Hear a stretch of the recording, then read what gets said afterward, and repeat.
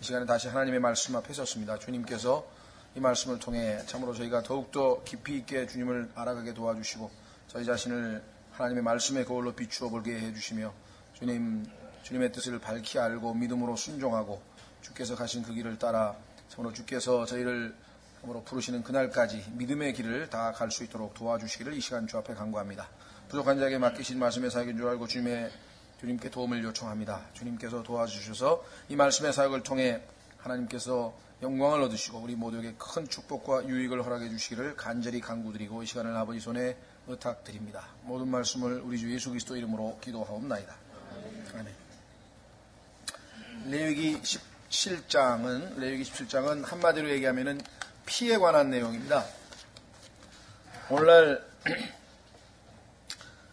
이 복음 전파에 있어서 예수 그리스도의 피, 그 보배로운 피라고 성경에서 말씀하셨는데 이 피에 대한 설교가 점점 줄어들고 찬송도 점점 줄어들어가는 경향이 있는데 사실은 예수 그리스도의 피가 없으면은 속죄가 없고 구원이 없는 것이죠. 모든 것이 예수 그리스도의 피에 근거해 있는데 그 이유가 이 레위기 17장 17장에 설명되어 있습니다. 특히 레위기 17장 11절이 왜 우리가 그렇게 기독교에서 그리스도인 성경에서 예수 그리스도를 믿는 사람들은 피 얘기를 그렇게 많이 하는지 그 이유가 이 레위기 17장 11절에 기록되어져 있습니다.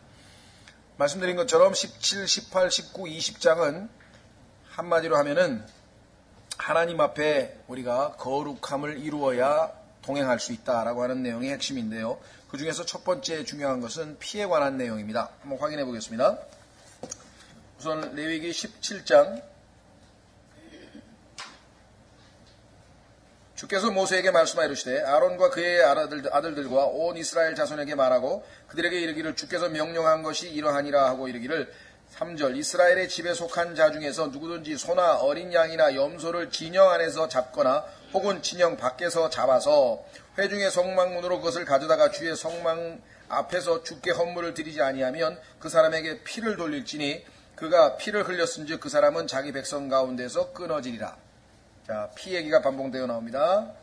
그 다음에 5절 이것은 이스라엘 자손이 빈 들판에서 드리는 자기들의 희생물들을 가져다가 즉 그들이 그것들을 회중의 성막문으로 주께로 가져다가 제사장에게 주어 주께 화평 헌물로 드리게 하려 함이니 제사장은 그 피를 회중의 성막문에서 그의 제단 위에 뿌리고 그 기름을 태워 주께 향기로운 냄새가 되게 할지니라. 또 그들이 전에 마귀들을 따라 음행의 길로 갔으나 다시는 그 마귀들에게 희생물을 드리지 말지니 이것이 그들의 대대로 그들에게 영원한 법규가 될지니라. 자, 여기 보시면 지금 이 피에 관한 언급이 나왔는데 이 17장 1절부터 7절까지 핵심은 뭐냐면요. 하나님 앞에는 반드시 한 제단만 있어요. 그러니까 아무 데서나 짐승을 잡아가지고 맘대로 고기를 먹을 수 있는 게 아니에요. 이스라엘 백성들은. 왜냐하면 그 피는 생명을 의미하고 그 생명은 하나님께서 주신 것이기 때문에 거룩한 것이기 때문에 아무 데서나 고기를 잡아가지고 아무 데서나 요즘처럼 푸주간에서 잡아갖고 먹고 이렇게 먹을 수가 없었어요.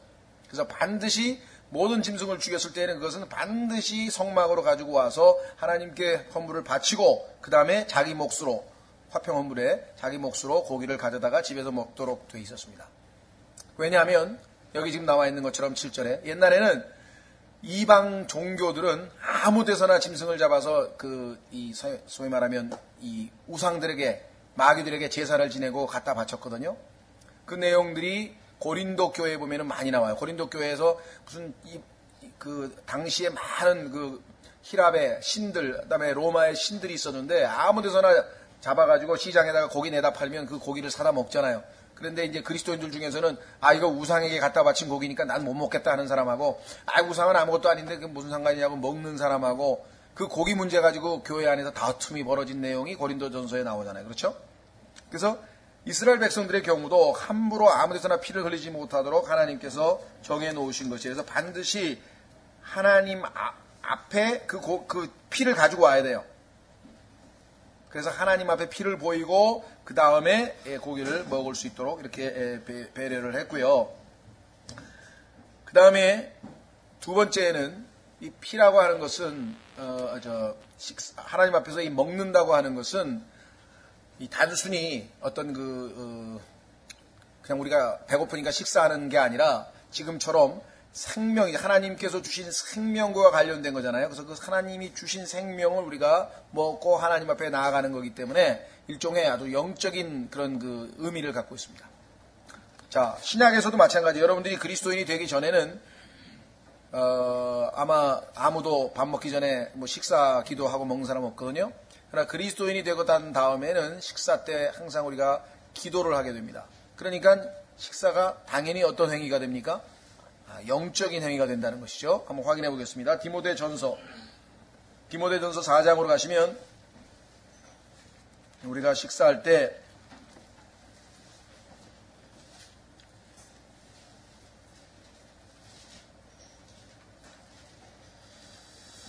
자, 디모데전서 4장 3절에서 5절부터 보십니다.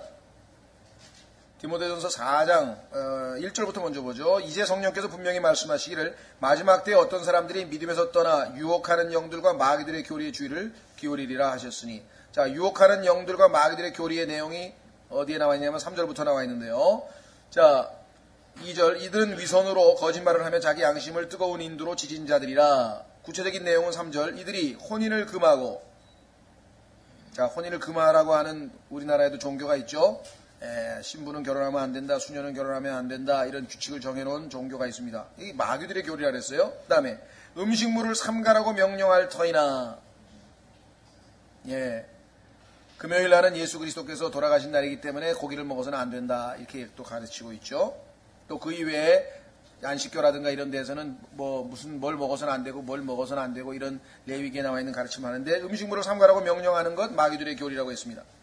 왜? 음식물은 하나님께서 창조하사 진리를 믿고 아는 자들이, 우리죠, 진리를 믿고 아는 자들이 감사함으로 받게 하셨느니라.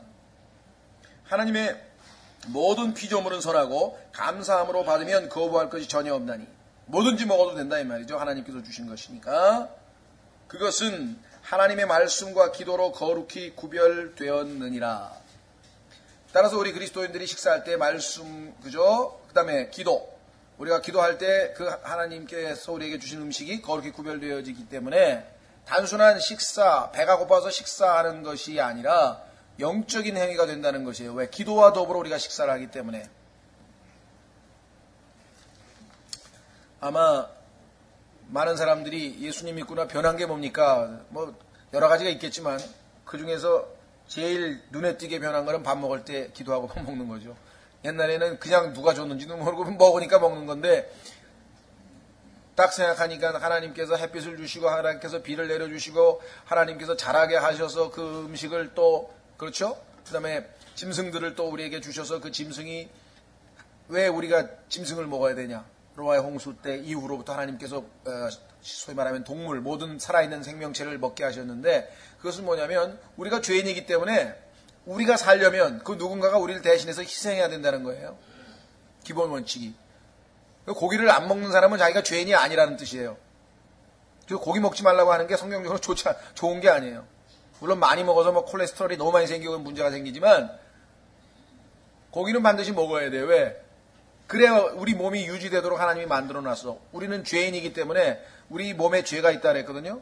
그래서 우리가 살려면, 죄인이 살려면 그 죄인을 대신해서 누군가가 죽어야 돼.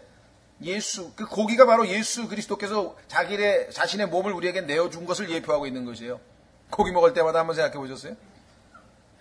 그냥 가볍게 먹는 게 아니라 맛있다 그러고 그냥 구워 먹고 그런 게 아니라 영적인 의미가 여기 있잖아요. 기도함으로 그 음식이 거룩하게 된다 그랬죠. 자, 여기서 우리가 짚고 넘어갈 것 중에 하나는 7절에 보니까 마귀들을 따라 음행의 길로 갔다 그랬어요. 자, 여러분들 성경에 보면은 이스라엘 백성들이 마귀들을 섬겼던 예들이 구약 성경에 제일 처음에 등장하는 건 언제입니까? 출애굽기 32장에서 금송아지 만들었었죠. 그런데 그 전에도 이집트에서 벌써 이미 마귀들을 많이 섬겼었어요. 이집트의 신들을. 그래서 하나님께서 이제 하나님을 섬기라고 구원을 했잖아요. 유월절 때. 자, 한번 확인해 보겠습니다. 이스라엘 백성들의 여호수아 24장에 보시면요. 여호수아 24장.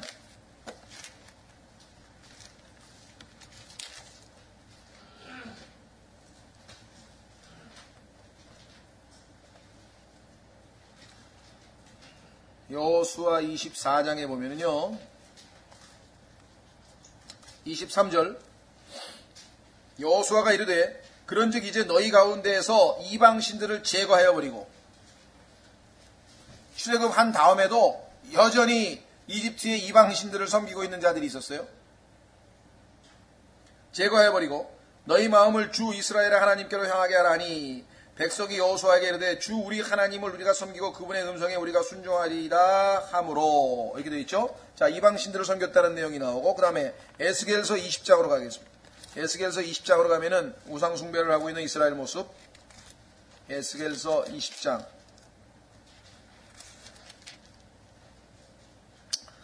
여기 보니까 하나님께서 해석을 하고 있는데요. 우상이 곧 마귀들이고, 그 다음에 우상을 경배하는 것은 곧 영적 간음이라, 음행이라고 지금 얘기했죠. 레위기에서 뭐라 그랬습니까?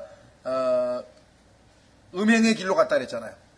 영적인 음행을 마귀들에게 경배하는 것, 우상을 섬기는 거하고 성경에서 설명을 그렇게 하고 있다. 자, 에스겔서 20장 5절.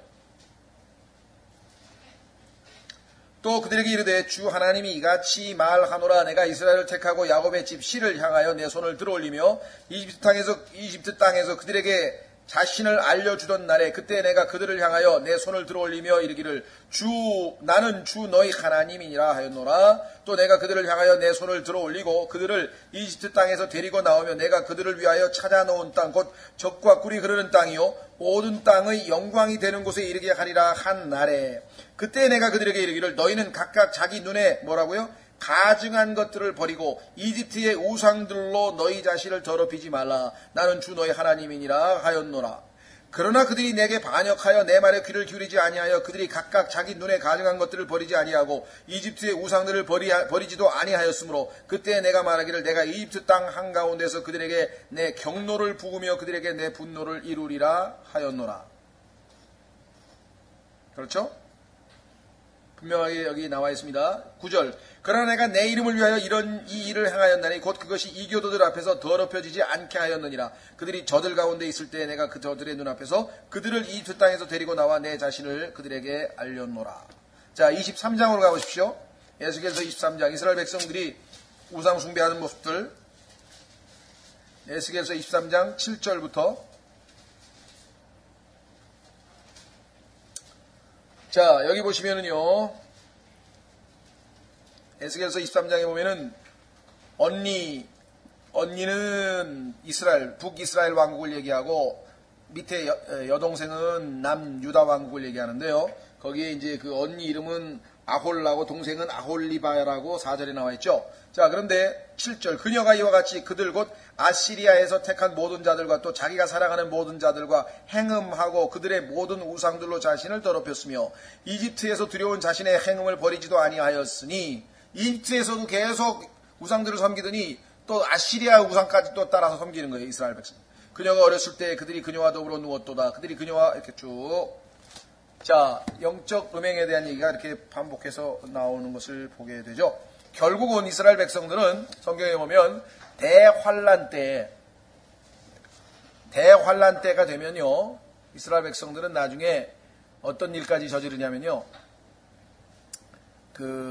아까 아무 데서나 제사를 드리지 못하도록, 즉 마귀들에게 우상에게 우상 섬기지 못하도록 반드시 짐승을 잡을 때에는 반드시 성막 있는 데 와서 하나님께 보이고 나서 그걸 먹도록 했잖아요. 그렇죠? 그래야 하나님 앞에서 경배를 드리지. 그렇지 않으면 아무 데서나 뭐 금송아지 만들어 놓고 뭐 하나 만들어 놓고 거기다가 다 막 우상을 섬기고 짐승을 잡아서 갖다 바치고 그런 일을 못하도록 하나님께서 지금 이렇게 한 곳에다 정해놨고. 그렇죠? 예. 그래서 나중에 이들이 마지막에는 어떻게 되냐면요, 적 그리스도에게 그 짐승의 형상에게 그 우상을 섬기는 것으로 계시록에 나오죠. 그렇죠? 네. 마지막에는 결국은 그와 같은 아주 최고의 정점에서 하나님을 배제한 채 하나님 대신 적 그리스도를 섬기고 마귀를 섬기게 되는 그때에 이제 하나님께서 재림하시면서 이들을 회개케 하시는 장면이 요한계시록에 언급되어 있습니다. 자, 그래서 다른 곳에서 만약에 짐승을 잡으면 그들에게는 그 징벌이 뭐냐면 죽음이에요. 보세요. 8절 9절. 레위기 17장 8절 9절. 너는 또 그들에게 말하라. 이스라엘의 집사람이나 너희 가운데 머무는 타국인 중에서 누구든지 번제 헌물이나 희생물을 드리고. 자, 아까는 화평 헌물이었어요. 먹는 음식이었어요. 자, 아까는 고기를 먹고 싶으면 하나님께 먼저 피를 흘린 다음에 하나님께 갖다 바치고 그 다음에 고기를 먹을 수가 있게 됐죠. 그러니까 아까는 먹는 것, 음식을 위해서 피를 흘리는 얘기고, 이번에는 제사를 지내는 번제나 희생물을 하나님께, 이건 순전히 제사 목적이죠. 이거는 먹을 수가 없는 겁니다. 다 태우는 겁니다. 그것도 마찬가지. 보세요. 헌물이나 희생물을 드리고 회중의 성막문으로 그것을 가져다가 주께 드리지 아니하면, 만약에 주께 안 드리고 우상에가 갖다 바친다든가 자기 집에다가 무슨 부적을 하나 만들어 놓고 거기다가 또 짐승을 갖다 바쳤다든가 뭐 이렇게 되면 그 사람은 자기 백성 가운데서 끊어지리라. 신약으로 아까 말씀드릴 것 같으면 우리는 어떻게 된다고요? 영과 진리로 하나님께 경배해야지 그 이외에 다른 방식으로 하나님께 나아가면 하나님께서 우리를 연락하실 수가 없다. 왜? 하나님은 영이시니. 마찬가지로 이들도 하나님께로 가져가지 않으면 백성으로부터 끊어진다. 이렇게 했죠. 자, 그 다음에 이제 10절서부터 14절까지는 피를 먹지 말라고 하는 명령입니다. 자, 여러분들 피를 먹지 말라고 하는 첫 번째 명령이 어디에서 나왔습니까? 창세기 9장에서 노아에게 하나님께서 뭐든지 생명체는 다 먹으라고 하면서 그러나 핏째 먹지 말라고 얘기를 했죠. 그렇죠? 예. 그 다음에 지금 여기를 비롯해서 구약의 율법에서 핏째 먹지 말라는 얘기가 지금 반복해서 나와요. 여러분, 여기뿐만 아니라 레위기, 민수기, 신명기. 그 다음에 신약 성경에 가면은 사도행전 15장에 가면은 그리스도인들에게 여러 가지 권면을 하는데 율법이 아니라 권면 사항 중에 하나가 핏째 먹지 말라고 얘기를 했죠. 그렇죠? 그래서 율법 이전에도 율법 이후에도 그다음에 율법 시대에도 그다음에 율법 시대 이후에도 계속해서 성경에서 피는 먹지 말라고 지금 명령을 했는데 그 이유가 여기 나와 있어요. 자, 10절. 이스라엘 집 사람이나 너희 가운데 머무는 타국인 중에서 누구든지 어떤 피를 먹으면 내가 피를 먹는 그 혼을 대적하여 내 얼굴을 들고 그를 그의 백성 가운데서 끊으리니 이는 육체의 생명이 피에 있기 때문이니라. 중요합니다. 내가 이 피를 너희에게 주어 제단 위에 뿌려 너희 혼을 위해 속죄하게 하였나니 피가 혼을 위해 속죄하느니라. 자, 그러니까 피 없는 종교, 이것처럼 허황된 건 없어요. 피 없는 종교. 자, 이 구절을 통해서 우리는 가인과 아벨이라고 하는 이 세상의 두 종교를 대표하는 인물을 한번 생각해 보세요. 자, 가인은 아벨보다 종교성에 있어서 하나님을 섬기고 싶은 마음에 있어서 앞섰습니다. 왜냐하면 성경에 보니까 가인이 먼저 하나님 앞에 나가, 야, 하나님 앞에 내가 제사를 좀 드려야 되겠다. 나아갔죠? 그런데 가인은 자기가 열심으로 땀 흘려서 농사 지은 그 농산물을 아주 한 상 잘 차려서 하나님 앞에 가져가 나갔어요. 제물로. 근데 아벨은 노력하고 말고 없어요. 그냥 하나님이 주신 양이야. 그 양을 돌보다가 그 양을 잡아서 피를 흘리고 하나님께 가지고 나아갔어요.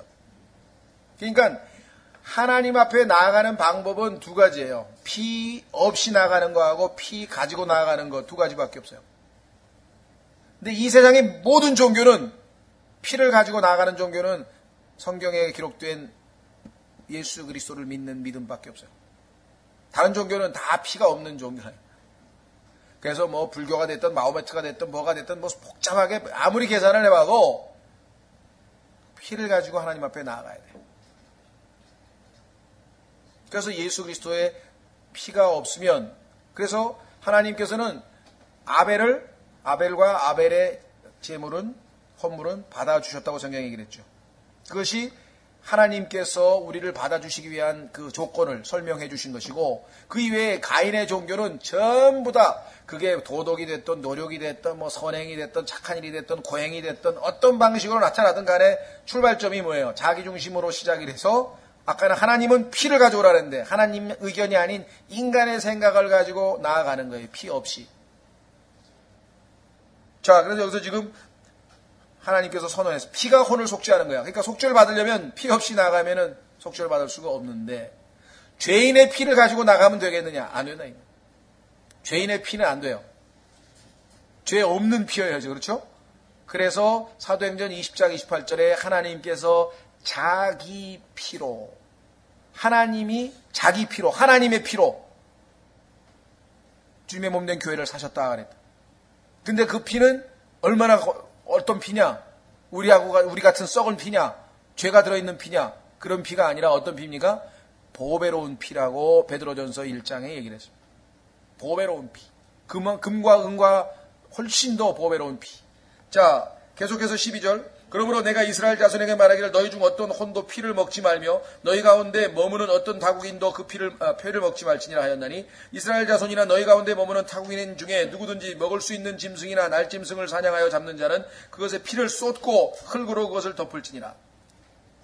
그래서요, 이스라엘의 경우에는요, 아마 여러분들 들어보셨는지 모르겠는데 어느 나라에 살든지 간에 유대인들은 일반 푸주간에서 고기를 사다 먹질 않습니다. 유대인들을 위한 푸주간이 따로 있어요. 거기에 가면은 랍비가, 다시 말해서 레위지파의 검사관이 피를 완전히 쏟아서 피가 더 이상 들어있지 않는다고 하는 도장을 찍어줘요. 그 고기만 사다 먹는 거예요, 유대인들은. 지금도 미국에서도 그렇고 어디 가서도 유대인들은 그냥 아무 데 가서나 고기 사 먹질 않아요. 이 규정 때문에. 피가 완전히 다 빠져서 더 이상 이 고기에는 피가 안 묻어있다, 피가 없다라고 하는 것을 확인하는 증명서가 있는 고기만 사다 먹는 거예요. 지금도 유대인들은. 보세요. 피를 먹지 말라 흙으로 덮을지니라. 14절. 이는 피가 모든 육체의 생명이기 때문이니. 과거에는요, 얼마나 무식했냐면요, 에이브라함 링컨 시대인가 아마 조지 와싱턴 시대인 것 같아요. 조지 와싱턴 시대에 누군가가 무슨 병에 걸렸는데, 병에 걸렸는데 피를 흘리면, 피를 쏟아내면 살 수 있다고 그렇게 생각을 해가지고요, 소위 말하면 이 칼로 손목을 비워가지고 피를 흘렸다고요. 무슨 아마 뭐 균을 내보내려고 했는지 어쩐지 피를 흘리면 어떻게 됩니까? 여기 피가 육체의 생명인데 죽죠. 죽었어요. 그렇게 얼마 안 됐어요. 200~300년 전만 해도 사람들이 그렇게 무식해. 근데 요즘의 의사들에게, 과학자들은 전부 다 성경의 이 선언에 다 동의를 하죠. 육체의 생명은 피에 있다. 피가 잘못되면 다 망가지는 인간의 모든 문제는. 그렇죠? 네, 그래서 우리 하여간 무슨 질병의 원인을 가면 하여간 피가 순환이 안 돼서 어디 막혀서 뭐 죽던가, 피에 무슨 독이 들어가서 죽던가, 피가 어디 엉겨서 그냥 어디 가서 막혀서 뭐 산소가 공급이 안 돼서 죽던가, 하여간 피에 문제가 생기면 하여간 문제가 있는 거예요. 자, 그래서 여기는 지금 이는 피가 모든 육체의 생명이기 때문이니 육체의 피는 육체의 생명을 위한 것이니라. 그러므로 내가 이스라엘 자손에게 말하기를 너희는 어떤 육체의 피든지 먹지 말라 하였나니 모든 육체의 생명이 그 육체의 피인즉 누구든지 피를 먹는 자는 끊어질지니라. 이렇게 말씀하셨죠?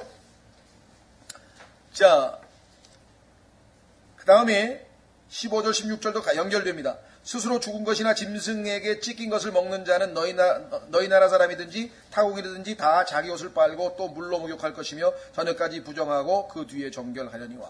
찢긴 거나 죽은 것이나 스스로 이게 목매달아 죽은 것들은, 약간 자기가 스스로 죽은 것들은 다 그 안에 어떻게 됩니까? 피가 완전히 제거됐다는 것이 보장이 안 돼 있잖아요. 그래서 그거 먹는 거는 더럽혀진 걸로 간주하고 물로 씻고 나중에 깨끗하게 된 뒤에야 다시 하나님께 경배할 수 있는 자격이 주어진다. 16절. 그가 그것들을 빨지 아니하거나 자기 살을 찢지 아니하면 그가 자기 불법을 담당하리라. 그 하나님 앞에 범법자가 되는 것이에요. 그만큼 철저하게 피에 대해서 성경은 강조하고 있다라고 말씀을 드렸습니다. 오늘날 많은 사람들이 이 피에 대해서 아주 얘기만 하면, 피 얘기만 하면 아주 뭐랄까, 그거 왜 그렇게 끔찍한 피 얘기만 자꾸만 하냐고. 성경에 나와 있지만 육체의 생명이 곧 피예요. 그 피가 없으면 우리가 육체적으로 살 수 없고, 그 다음에 예수 그리스도의 피가 우리의 죄들을 씻지 아니하였으면 우리는 영원히 하나님 앞에 나아갈 길이 없는 것이, 그만큼 성경에서 피가 중요한 것이죠. 자, 그래서 성경에서 피에 관해서 한번 정리를 잠깐 해보려고 합니다. 자, 여러분, 최초로 이 피가 땅에 흘려진 게 있죠. 그렇죠. 최초로 피가 흘려지게 됐는데,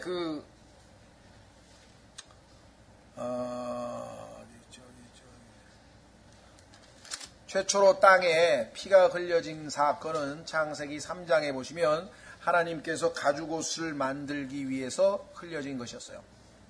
우리는 성경을 통해서 그것이 어린 양이신 예수 그리스도를 예표하고 있을 것이라고 하는 것을 알고 있고, 그래서 최초의 피는 어린 양의 피가 이 땅에 흘려졌다는 것을 우리가 알 수 있죠.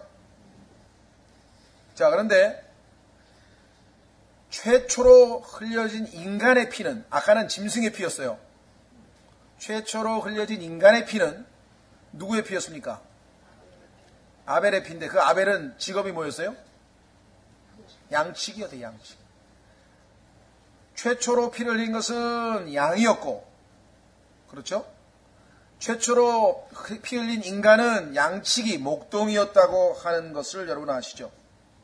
그런데 놀랍게도 어린 양인 동시에 목자이신 분이 흘리신 피가 없으면 구원이 성립이 안 된다는 거죠. 여러분들이 우리에게 뭔가 인사이트, 이렇게 뭔가 탁, 그렇네. 처음으로 피를 흘린 게 어린 양이고, 처음으로 피 흘린 게 목동이었는데, 목자였는데, 양치기였는데, 예수 그리스도께서 다름 아닌 어린 양이고, 예수 그리스도께서 다름 아닌 목자라고 한다면, 하나님께서 왜 그 둘이 제일 처음에 피를 흘렸는가 한번 생각해 보시라. 아하, 하나님의 계획이 그 속에 숨어져 있다는 것을 알죠. 그래서 성경에 보니까 때가 참에 하나님이신 분인데, 그분은 동시에 인간의 몸을 입고 이 땅에 오신 분인데, 그분이 다름 아닌 어린 양이신데, 하나님이시여 인간이시여 어린 양이신 그분께서 피를 흘리셔야만 온 우주가 구속을 얻고 구원을 얻을 수 있다는 것입니다. 성경 전체가 그게 핵심이잖아요. 예? 자, 그래서 이제 피를 통해서 우리가 얻는 유익을 한번 좀 살펴보도록 하겠습니다. 이 피는 얼마나 놀라운 피인지 성경에서 뭐라고 얘기했냐면요, 보배로운 피라 그랬어요. 한번 확인해 보겠습니다. 보배로운 피라고 하는 것을 한번 찾아보고, 그 다음에 왜 보배로운 피인가 한번 입증해 보도록 한번 하겠습니다. 우선 베드로전서 1장으로 가겠습니다.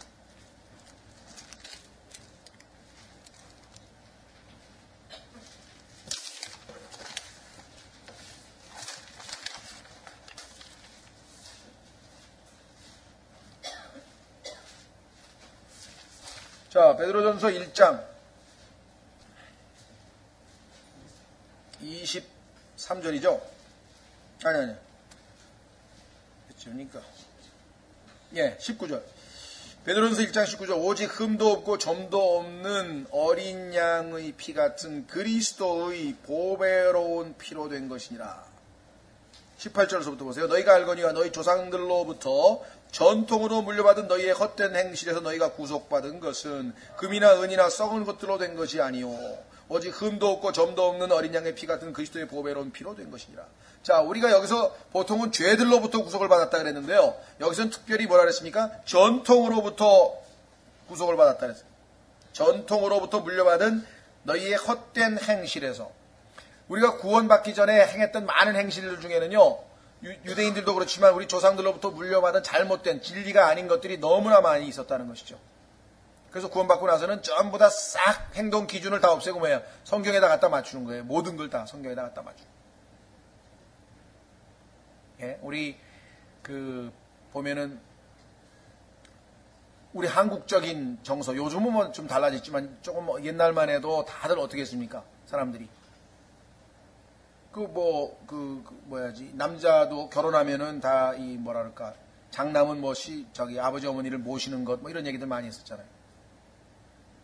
그게 잘못된 전통이고요. 성경에 보면 뭐라고 되어 있습니까? 남자가 부모를 떠나 여자와 합하여 한 육체가 될지니라, 이렇게 되어 있어요. 옛날에는 만약에 그러면은, 요즘은 이제 다 분가들을 이제 일반적으로 많이들 합니다만은, 그 떠나지 않는 것, 성경적으로 잘못된 거예요.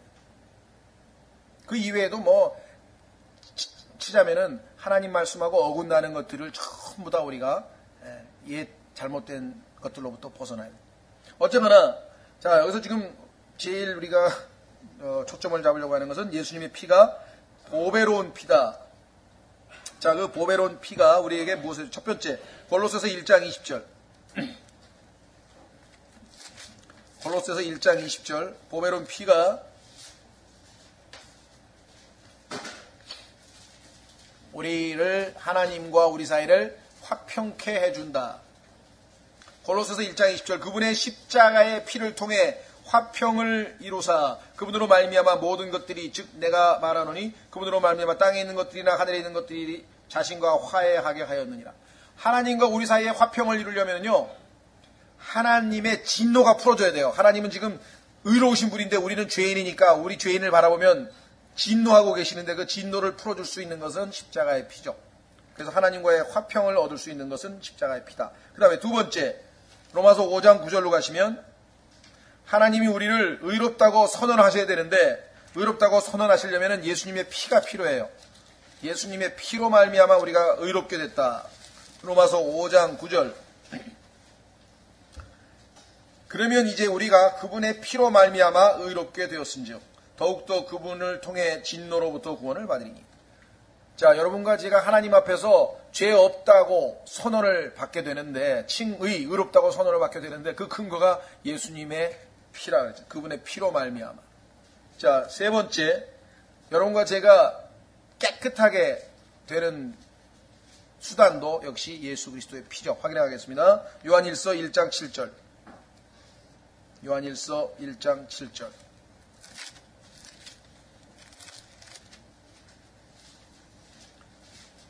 요한일서 1장 7절 그러나 그분께서 빛 가운데 계신 것 같이 만일 우리가 빛 가운데 걸으면 우리가 서로 교제하고 또 그분의 아들 예수 그리스도의 피가 모든 죄에서 우리를 깨끗하게 하느니라. 예수 그리스도의 피가 모든 죄에서 우리를 깨끗하게 하신다. 자, 네 번째로 에베소서 1장 7절로 가시면 에베소서 1장 7절 구속이라고 하는 것은 마귀에게 우리가 노예로 붙잡혀 있었는데 값을 치르고 우리를 사오는 거예요. 구속이 무엇으로 이루어졌느냐? 예수님의 피로 이루어졌다 그랬습니다. 에베소서 1장 7절 그 사랑하시는 자 안에서 우리가 그분의 풍성한 은혜를 따라 그분의 피를 통해 구속고 죄들의 용서를 받았도다. 그렇죠? 자, 그 다음에 히브리서 9장 14절로 가시면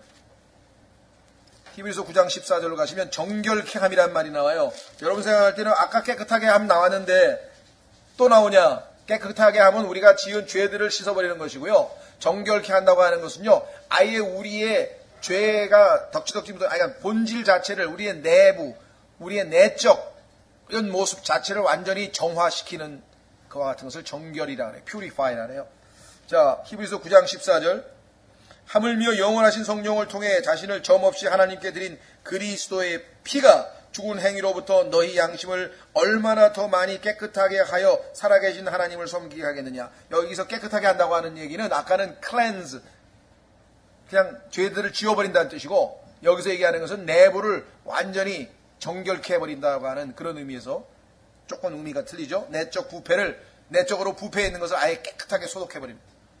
아까 얘기한 깨끗한 것은 균이 묻어있는 것을 그냥 닦아버리는 정도고 부패된 것을 완전히 정결케 하는 것. 여섯 번째 하나님의 백성과 연합됐다. 예수님의 피 때문에 하나님의 백성인 이스라엘 사람에게 우리가 연합이 돼서 예수 그리스도의 몸된 교회를 이루게 되죠. 확인해 보겠습니다. 에베소서 2장 13절 예수님의 피 없으면 이 모든 것이 이루어질 수 없는 거예요. 에베소서 2장 13절 이제는 한때 멀리 떨어져 있던 너희가 그리스도 예수님 안에서 그리스도의 피로 가까워졌느니라. 과거에는 우리가 이방인이기 때문에 그리스도와 그리스도의 백성인 이스라엘하고 가까이 붙어 있을 수도 없어요. 유대인과 이방인은 완전히 분리되어 있었는데 예수님의 피로 이제 우리가 예수 그리스도와 이방인인 우리가 유대 백성과 가까워져서 하나가 되었다. 그 다음에 마태복음 26장 여러분과 제가 죄 용서받은 것 마태복음 26장 28절 마태복음 26장 28절 마태복음 26장 28절 이것은 죄들의 사면을 얻게 하려고 많은 사람을 위하여 흘린 나의 피 곧 내 새 상속의 언약의 피니라. 죄의 사면은 피로 말미암아 가능한 것 여러분 잘 아시죠? 구약 시대에도 짐승의 피가 용서의 근거가 됐었고 신약 시대에 예수 그리스도께서 피로 말미암아 우리를 용서하셨다. 자, 그 다음에 사도행전 20장 28절. 사도행전 20장 28절. 예수님께서 하나님이시라고 하는 사실을 우리는 잘 알고 있고, 그렇다면은 예수 그리스도께서 흘리신 피는 당연히 누구의 피입니까? 하나님의 피죠. 그렇죠? 자, 그 피로 우리를 값주고 사셨다. 이렇게 나와 있습니다. 사도행전 20장 28절. 그러므로 너희 자신과 모든 양떼에게 주의를 기울이라. 성령님께서 너희를 그들의 감독자로 삼으사 하나님의 교회 곧 그분께서 하나님께서 자신의 피로 사신 교회를 먹이게 하셨나니. 오늘날 우리 그리스도인들 중에서요, 구원받은 그리스도인들 중에서도 예수님께서 흘리신 피가 사람의 피가 아니고 하나님의 피라고 하는 사실을 모르고 있는 사람이 많을 뿐만 아니라 그렇게 얘기하면 우리를 이단이라고 하는 사람들이 있어요. 특히 이 장로교의 그 존 맥카더라고 하는 아주 유명한 신학자인데 그 사람은 아예 그런 책을 하나 썼어요. 그 사람들의 근거는 뭐냐면 예수님께서 흘린 피가 인간의 피여야지 인간의 죄를 속할 수 있다 이렇게 생각을 하는 거예요. 성경은 뭐라고 얘기합니까? 예수 그리스도께서 인간의 모양을, 예수님은 우리하고 똑같은 육체가 아니에요. 이 육체는 어떤 육체입니까? 이 육체 안에 죄가 있는 육체잖아요. 우리는 내 안에 곧 내 육체 안에 죄가 있다고 로마서 7장에서 얘기했잖아요. 왜? 아담으로부터 유전자를 물려받았으니까. 근데 예수님께서는 우리하고 똑같은 이 육체는 가지고 있었어요. 그런데 모양만 우리하고 같은 육체지 실제적으로는 이게 우리하고 똑같은 육체가 아니에요. 성경에 이렇게 로마서 8장에 기록되어 있어요. 왜? 예수님 안에는 죄가 없었기 때문에. 마찬가지로 예수님께서 가지신 피가 아담으로부터 우리가 물려받은 그런 죄가 들어있는 그 피라고 한다면 그 피로는 우리를 죄를 사할 수가 없죠. 죄를 구속할 수가 없죠. 그래서 그 피는 하나님의 피입니다. 자, 의학적으로도 마찬가지예요. 만약에 예수 그리스도께서 그 가지고 계신 피가 사람의 피라고 한다면 예수님은 처녀 탄생을 하신 게 안 된다 이 말이에요. 성립이 안 된다. 왜? 자, 아이가 잉태되었죠. 그래서 지금 엄마 뱃속에서 지금 태아가 돼서 지금 자라날 때 피는 엄마로부터 공급을 받는 게 아니에요. 피는 외부로부터 들어오는 게 아니에요. 아버지의 씨에서부터 생명이 자동적으로 피를 생산해내야 되게 돼 있어요. 그러니까 어머니 피는 아이에게 한 방울도 들어갈 수 없게끔 돼 있어요. 하나님께서 만드신 그 법칙에 의하면은 소위 말하면 삼투압이라고 하는, 여러분들 학교 다닐 때 배우셨는지 모르겠는데 그 삼투압이라고 하는 그런 그 압력에 의해서 엄마 피는 이 애기한테 한 방울도 들어갈 수 없게끔 하나님께서 만들어 놨어요. 그러니까 어머니 피가 만약에 섞이면 죄 있는 피가 되잖아요. 그러니까 예수 그리스도는 성령으로 말미암아, 즉 사람의 피는 한 방울도 섞이지 아니한 것이에요. 성령으로 말미암아 잉태했고 성령의 피, 다시 하나님의 피가 예수 그리스도의 피라고 하는 사실. 만약에 그 사람들이 얘기하는 것처럼 예수님의 피가 인간의 피라고 한다면요, 여러분과 저는 구원도 못 받아요.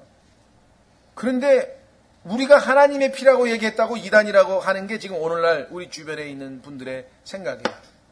성경에는 하나님께서 자기 피라고 분명히 얘기를 했고, 동정녀 탄생으로 봤을 때에도 만약에 예수님의 피가 사람의 피면 누구의 피예요? 어디서부터 받은 거예요? 요셉으로부터 받았다는 얘기인데, 그러면 예수님이 처녀 탄생도 없어지고, 그러면 예수님이 신성도 없어지고 다 없어져 버리는 거예요. 지금 교리를 뭐가 뭔지를 모르고 생각하는 게, 단순히 생각하는 게 뭐냐면은, 예수님이 우리하고 똑같은 인간이 돼서 인간의 피를 지니고 있어야지 인간을 위해서 죄를 속할 수 있다. 그건 인간의 머릿속에서 나온 생각이지 성경적으로 들어가면 그건 불가능한 일이에요. 성경에 그래서 예수님이 입으신 것은 육체의 모양이라 그랬어요. 여러분과 제가 가지고 있는 육체면요, 이거 썩어요. 근데 예수님의 육체는 성경에 보니까 썩지 아니하였다 그래서. 왜? 여기 안에 부패의 원흉인 죄가 없었기 때문에 그렇다. 보세요. 한번 확인해 보겠습니다. 예수님의 그 육체가 썩지 아니하였다고 하는 구절이 사도행전 3장인가 보면 나오죠. 사도행전 우선 저기부터 찾아보겠습니다. 로마서 8장. 로마서 8장에 가면은요, 중요한 단어 하나가 써 있어요. 그게 뭐냐면 모양이라고 하는 단어예요. 모양. 로마서 8장 3절, 율법이 육신으로 말미암아 연약하여 능히 하지 못하는 것을 하나님께서는 하셨나니 곧 자신의 아들을 죄 있는 뭐라 그랬습니까? 육신의 likeness, 육신의 모양으로 보내시고. 육신은 육신이야. 예수님도 우리하고 똑같이 사람하고 딱 보면 사람이야. 그런데 그 예수님의 육체에는 뭐가 없어요? 죄가 없어요. 그걸 관가하면 안 돼요. 그래서 육신의 모양으로 보냈다고 분명히 나와 있죠. 그렇죠? 자, 확인합니다. 사도행전으로 갑니다.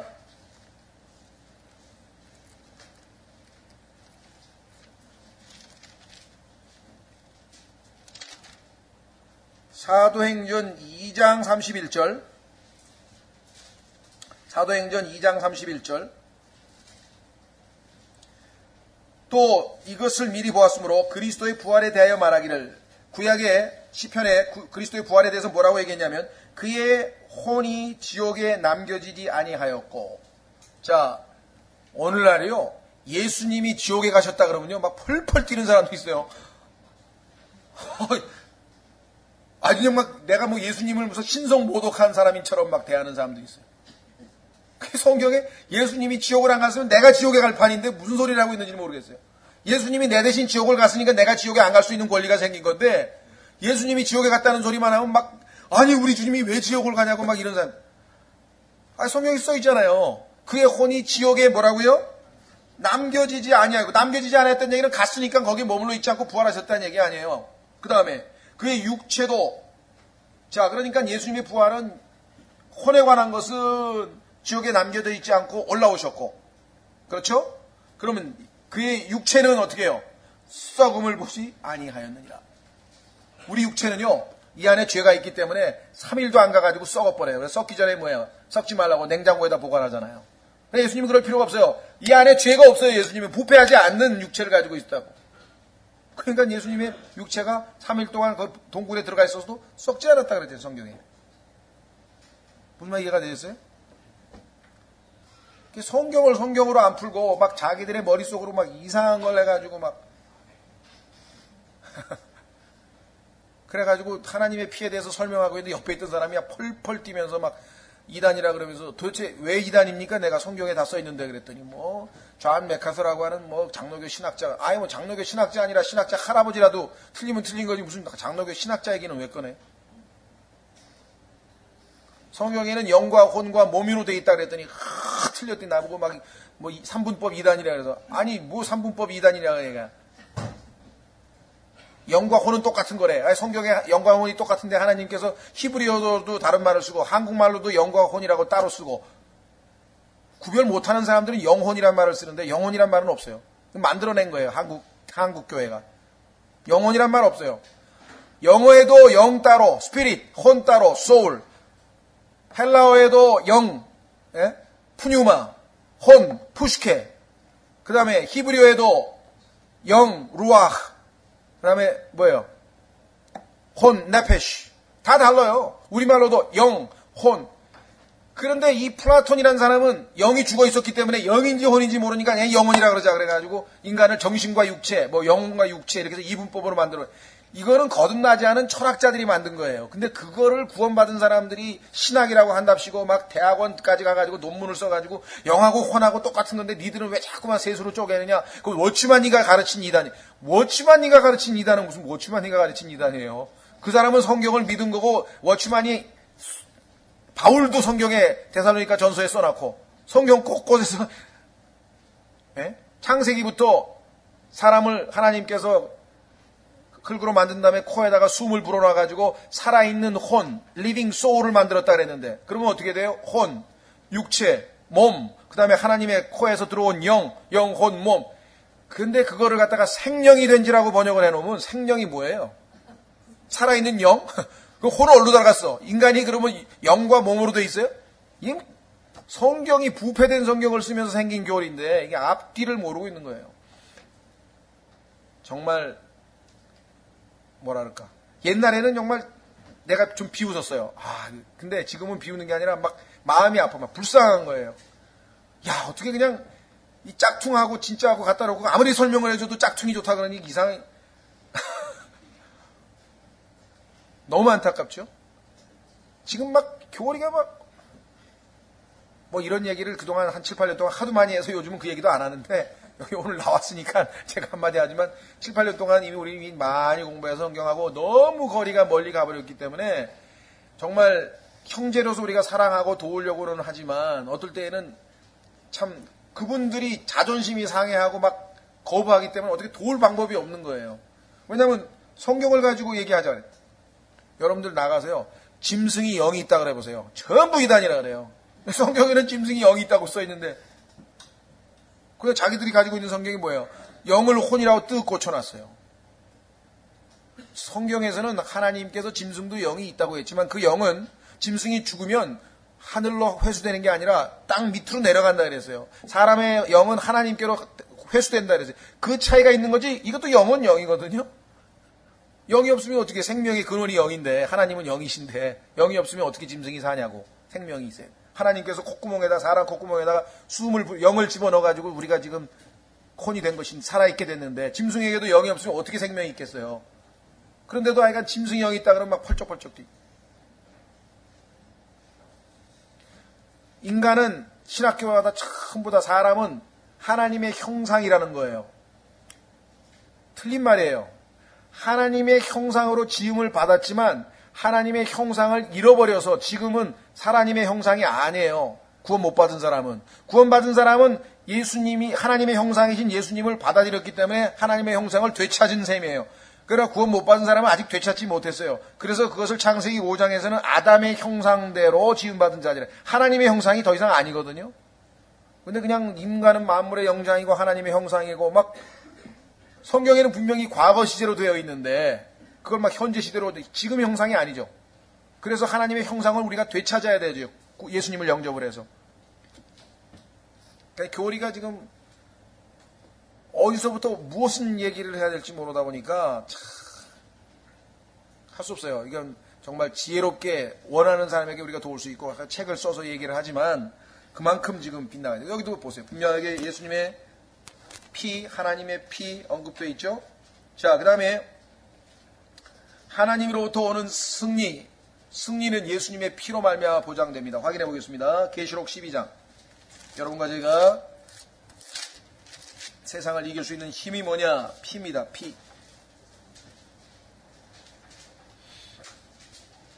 계시록 12장 11절.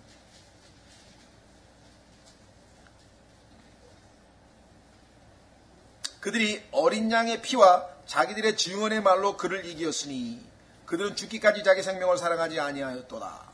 자, 용을 마귀를 이길 수 있는 방법은 뭐냐? 여기 나와 있는데 보니까 어린 양의 피로 이겼다고 얘기해요. 그렇죠? 마귀가 우리를 공격할 때 여러분이 다는 우리의 어떤 의로운 행실 가지고 대들 필요 없어요. 예수 그리스도의 보배로운 피로 말미암아 우리가 마귀를 얼마든지 이길 수가 있습니다. 그리고 오늘 레위기에서 공부한 것처럼 피로 말미암아 하나님 앞에 나아가는 길이 열렸죠. 속죄가 돼서. 에베소서 2장에 아까 가까워졌다고 했는데 유대인과 이방인만 가까워진 게 아니라 그 둘이 하나가 돼서 하나님께 가까이 나아갈 수 있는 게 예수님의 피 때문이에요. 이만큼 성경에서 예수 그리스도의 피는 아주 성경 전체에서 핵심입니다. 이 피라고 하는 단어가 성경에 460번이 쓰이는데요. 그 중에 구약에서 아마 362번인가 쓰이고 레위기 17장에서만 17장의 16절 중에 13번이나 피라고 하는 말이 반복되어 나왔습니다. 그렇죠? 자, 여러분들 가론 유다가 죽은 다음에 간 곳을 성경에서 피밭이라고 부른다 그랬죠? 피밭. 피가 성경에서 얼마만큼 자주 나오나 보세요. 여러분들 요즘 성경은 전부 다 금박지로 했죠. 이렇게 딱 까맣고 그다음에 이렇게 금으로 도색을 금으로 해가지고 이 예수 그리스도의 신성을 나타내서 그것도 틀린 건 아니에요. 근데 옛날 성경에 보면요, 빨갛게 칠해놓은 성경이 있어요. 왜? 성경이 피의 책이기 때문에 일부러 그 성경을 빨갛게 칠해놓은 거예요, 옛날에. 그것도 맞는 말이에요. 금으로 하든 피로 하든. 그 이외에 요즘에 허옇게 된 거는 그건 성경이 별로 안 좋은 거예요. 적어도 금으로 되든 금색으로 되든 빨간색으로 하든 해야지, 하얀색으로 그냥 이렇게 돼 있는 거는 이건 농담이고요. 그 다음에 빌라도는 자기 손에서 피를 씻을 수 없었습니다. 왜 씻을 수 없었어요? 의로운 자를 죽였기 때문에. 손을 씻었지만 사실은 그 피 묻힌 손을 못 씻은 거죠. 죄값을 결국은 치러야 되겠죠. 그 다음에 신비의 바벨론이 큰 음녀 바벨론이 모든 순교자들의 피에 책임이 있습니다. 순교자들이 흘린 피는 전부 다 그 바빌론이 흘리게 했다고 성경이 얘기를 했죠.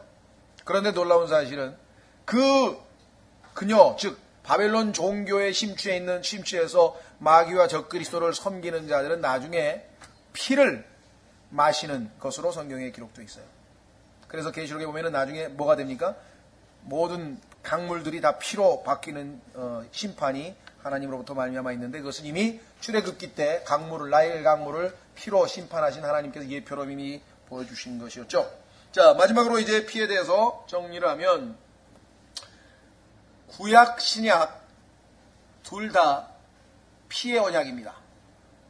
구약은 짐승을 잡아서 예수님께서 흘리실 피를 예표적으로 보여줬죠. 그래서 피 흘림이 없은즉 죄사함이 없다고 하는 말은 구약에서 짐승의 피가 없으면 하나님께서 그들을 용서할 수 없기 때문에 항상 피를 흘려서 하나님께 죄 헌물을 드려야, 범법 헌물을 드려야 용서를 받을 수 있었다는 얘기고, 신약에서는 당연히 예수 그리스도께서 흘리신 피죠. 그만큼 성경 전체에서 피가 차지하는 비중은 아주 엄청납니다. 혹시 여러분들 가운데 제가 기회가 되면 한번 예수 그리스도의 피에 대해서 성경 공부를 따로 하든 하여간 여러 번의 메시지를 할 수 있을 것 같은데요. 우선 여기 관심 있는 분들은 그 사람이 아마 그분의 성함이 테오도르 앱인가, 지금 제가 정확하지 않네요. 디한이군요. 닥터 디한이라고 하는 분인데, 그분은 원래 의사였어요. 의사였다가 구원받은 다음에 목사가 되신 분인데, 그분은 의사이기 때문에 이 예수 그리스도의 피에 대해서 특별한 관심을 가지고 책을 썼는데, 책 제목은 원래는 영어로는 그게 The Chemistry of Blood 해가지고 피의 화학이에요. 화학적으로 피가 가지고 있는 특성을 설명을 해가지고 의학적으로 이제 접근을 했는데, 그거를 피의 화학이라고 번역을 한 출판사도 있고, 그 다음에 두란노인가에서는요, 예수님의 피라는 제목을 좀 이렇게 바꿔서 냈어요. 근데 그 안에 보면은 의학적으로 그 피가 인간의 생명과 관련된 것과 피를, 그 다음에 그 성경에서 강조하는 피에 관한 내용, 그 이외에 몇 가지 그 인간의 생체와 성경에서 말씀하시는 과학적인 이야기들을 묶어서 한 200여 페이지의 책이 있습니다. 예수 그리스도의 피 또는 피의 화학이라고 하는 제목의 책을 아마 읽어보시면 정말 피에 관해서 여러분들이 아주 더 많은 정보를 얻으실 수 있으리라고 생각이 됩니다. 자, 결론적으로 마치겠습니다. 레위기 17장은 하나님께서 하나님과 동행하는데 첫 번째 요구 조건이 뭐냐면요, 피에 관한 정보를 주시면서 그 피가 바로 혼의 속죄를 할 수 있는 유일한 것이라는 것을 말씀을 했죠. 자, 여러분들, 하나님께서 우주 만물을 창조하실 때는 어떻게 하셨습니까? 빛이 있으라, 또 물들은 생명을 내라, 이렇게 말씀만 하시면 전부 다 생명이 탄생이 돼요. 그렇죠? 예. 그런데 죄로 말미암아 타락해서 버림받을 수밖에 없는 인간들을 구원하시기 위해서는 구원받아라, 이게 안 돼. 뭐가 필요해서요? 자신의 피를 흘려서 우리의 생명을 구하려면 생명을 내어주실 수밖에 없잖아요. 예수 그리스도께서 가지고 그 안에 흐르고 있었던 피는 하나님의 피 안에 생명을 담고 있었잖아요. 흘리실 수밖에 없었다고 하는 것. 온 우주 만물을 창조할 때 말씀으로 창조하신 분이 구속은 말씀으로만 구속이 이루어질 수 없다고 하는 걸 생각해 주십시오. 자신의 생명을 내어주셔서 피를 흘리셨다고 하는 사실을 기억하시고요. 얼마나 우리를 향한 사랑이 기쁘셨는지 한번 생각해 보시기 바랍니다. 자, 그래서 오늘은 저희가 이 17장까지 살펴보았고요. 다음 시간에는요, 아마 우리가 18장, 19장, 20장까지 해서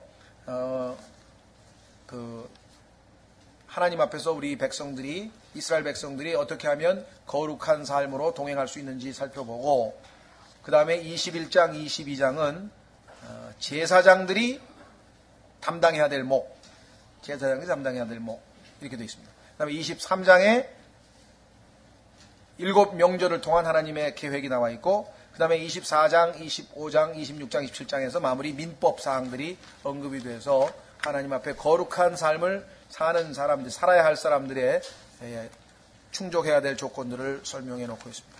오늘은 두 가지, 16장의 속죄일과 속죄, 그 다음에 17장의 피에 관한 것, 오늘 두 가지를 공부했습니다. 다음 주에 계속해서 18, 19, 20장 하겠습니다.